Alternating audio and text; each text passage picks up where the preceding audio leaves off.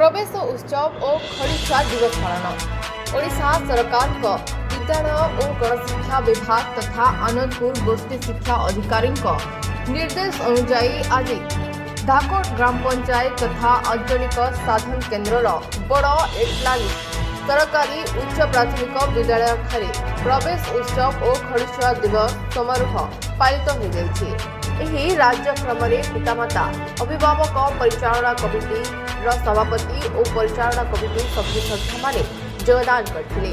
सर्वप्रथमे एही विद्यालयर प्रधान शिक्षयित्री संजुलता सेठी और सरकारी शिक्षयित्री संयुक्ता साहू बीड़ापाड़ी साहू सुनंदा प्रामाणिक शिक्षक धवलेश्वर माझी फूलचंदन लागे 22 जन नूतन शिशु बाटिका तथा प्रथम श्रेणी छात्र छात्री मानक स्वागत करी विद्यालय को पाछटी नहीं खड़ीछुआ और नामलेखा कार्य संपादन करथिले।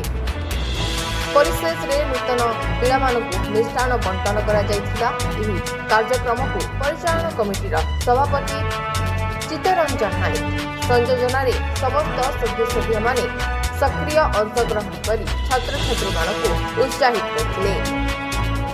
केन्दुझरु गगन बिहारी दास को रिपोर्ट जी9 मीडिया।